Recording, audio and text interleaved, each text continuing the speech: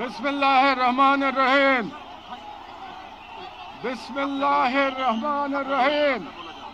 আল্লাহর নামে শুরু করছি, যিনি পরাক্রমশীল, পরাক্রমশালী, যিনি ন্যায় বিচার প্রতিষ্ঠাকারী, যিনি মজলুমের পাশে থাকেন আর জালিমের পরিণতি নির্ধারণ করেন।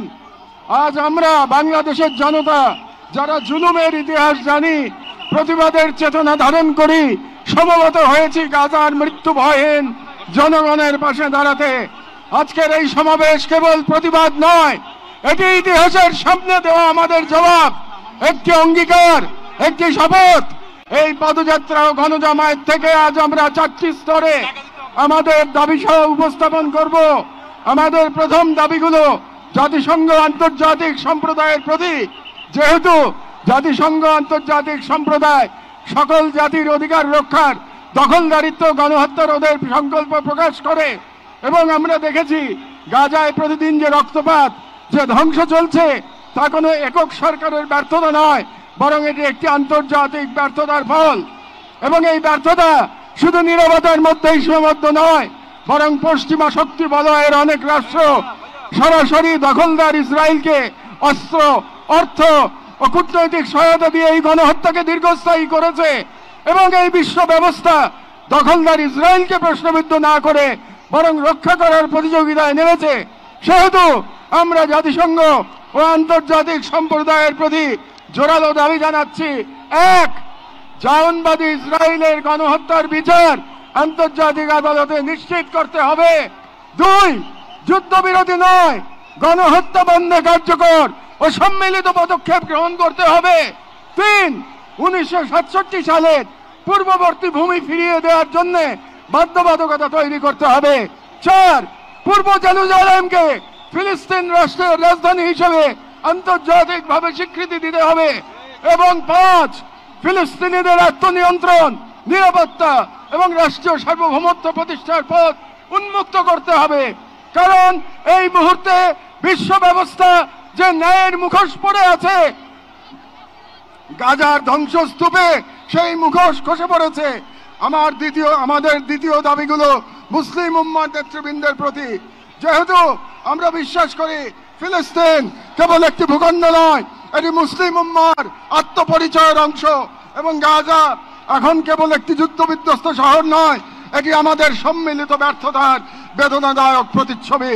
এবং উম্মার প্রতিটি সদস্য, প্রতিটি রাষ্ট্র এবং প্রতিটি নেতৃত্বের উপর অর্পিত সেই আমানত যে আল্লাহ প্রদত্ত ভ্রাতৃত্ব ও দায়িত্বের সূত্রে আবদ্ধ।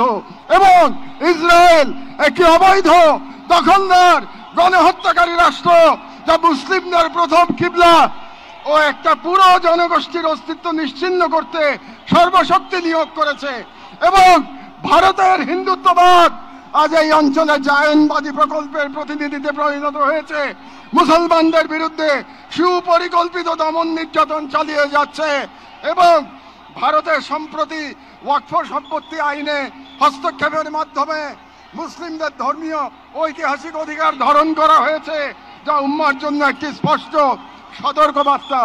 সেহেতু আমরা মুসলিম বিশ্বের সরকার ও ওআইসির মতো মুসলিম উম্মার প্রতিনিধিত্বকারী সংগঠনগুলোর নিকট দৃঢ়ভাবে আহ্বান জানাই: 1.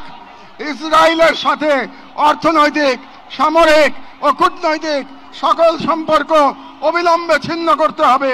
2. জায়নবাদী রাষ্ট্রের বিরুদ্ধে বাণিজ্যিক অবরোধ ও নিষেধাজ্ঞা আরোপ করতে হবে। 3. গাজার মুসলিম জনগণের পাশে চিকিৎসা, খাদ্য, আবাসন ও প্রতিরক্ষা সহযোগিতা সহ সর্বাত্মক সহযোগিতা নিয়ে দাঁড়াতে হবে। 4. আন্তর্জাতিক পর্যায়ে ইসরায়েলকে একঘরে করতে সক্রিয় কূটনৈতিক অভিযান শুরু করতে হবে। এবং 5. জায়নবাদের দোসর ভারতের হিন্দুত্ববাদী শাসনের অধীনে মুসলিমদের অধিকার হরণ, বিশেষ করে ওয়াকফ আইনে হস্তক্ষেপের মতো রাষ্ট্রীয় আগ্রাসনের বিরুদ্ধে ওআইসি ও মুসলিম রাষ্ট্রগুলোকে দৃঢ় প্রতিবাদ ও কার্যকর কূটনৈতিক অবস্থান নিতে হবে। কারণ গাজার রক্ত প্রবাহে আমরা লজ্জিত হওয়ার আগেই গাজার পাশে দাঁড়ানোই উম্মার জন্য সম্মানের একমাত্র পথ। এবং যে নেতৃত্ব আজ নীরব কাল ইতিহাসের কাঠগড়ায় দাঁড়াতে বাধ্য হবে।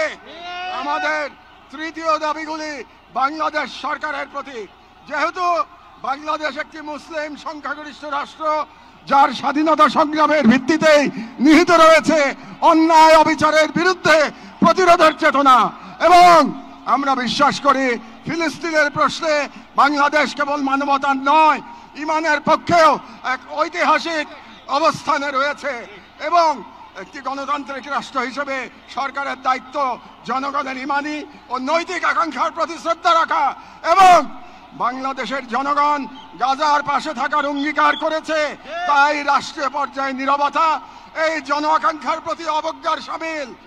সেহেতু আমরা বাংলাদেশ সরকারের প্রতি দৃঢ়ভাবে আহ্বান জানাই, এক, বাংলাদেশি পাসপোর্টে অ্যাকসেপ্ট ইসরায়েল শর্ত পুনর্বহাল করতে হবে এবং ইসরায়েলকে রাষ্ট্র হিসেবে স্বীকৃতি না দেওয়ার অবস্থান আরো সুস্পষ্টভাবে প্রকাশ করতে হবে। দুই, সরকারের ইসরায়েলি কোন প্রতিষ্ঠানের সাথে যত চুক্তি হয়েছে তা বাতিল করতে হবে। তিন, রাষ্ট্রীয়ভাবে গাজায় ত্রাণ ও চিকিৎসা সহায়তা পাঠানোর কার্যকর ব্যবস্থা নিতে হবে। চার, জায়নবাদের দোসর ভারতের হিন্দুত্ববাদী সরকারের অধীনে মুসলিম ও অন্যান্য সংখ্যালঘুদের ওপর চলমান নির্যাতনের বিরুদ্ধে রাষ্ট্রীয়ভাবে প্রতিবাদ জানাতে হবে, যেহেতু হিন্দুত্ববাদ আজ শুধু একটি স্থানীয় মতবাদ নয়, বরং আন্তর্জাতিক জায়নিস্ট ব্লকের অন্যতম দোসর। ছয়, পাঠ্য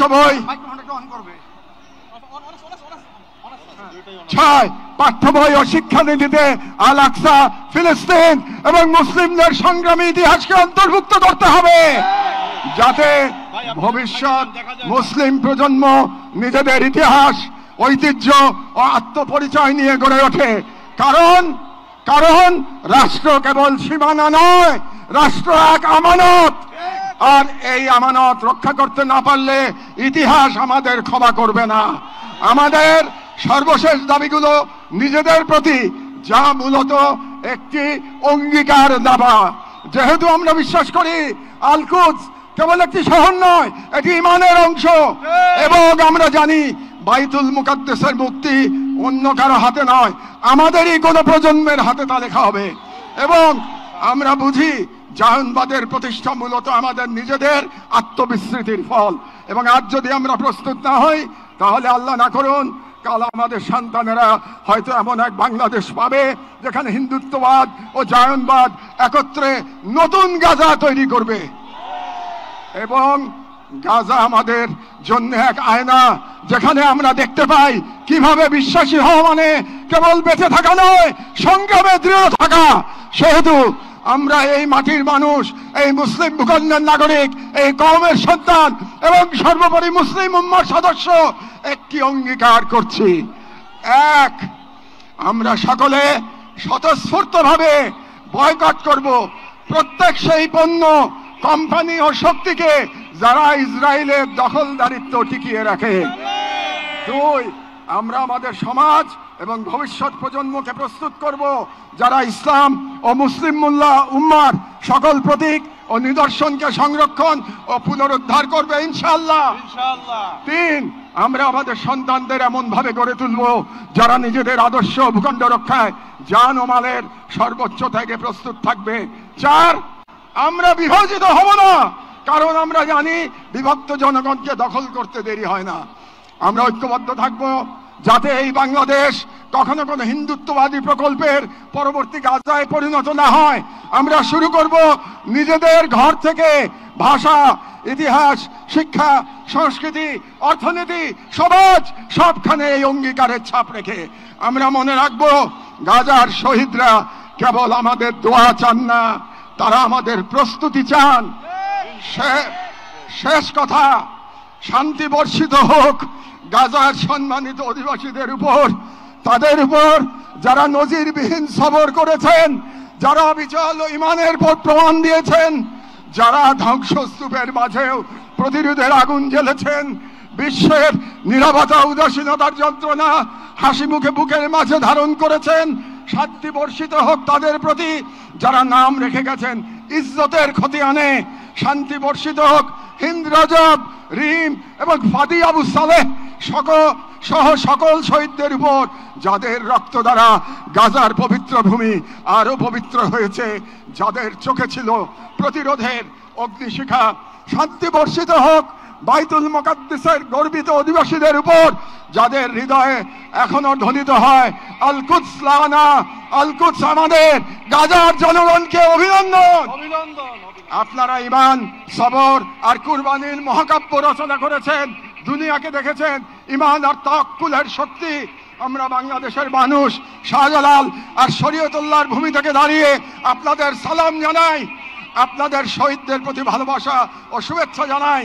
আর আমাদের কণ্ঠে উচ্চারিত হয় এই দোয়া, হে আল্লাহ, গাজার এই সাহসী জনপদকে তুমি সেই পাথর বানিয়ে দাও যার উপর গিয়ে ভেঙে পড়বে জায়নিস্টদের সব ষড়যন্ত্র। বাংলাদেশের সর্বস্তরের জনগণের পক্ষে প্যালেস্টাইন সলিডারিটি মুভমেন্ট বাংলাদেশ।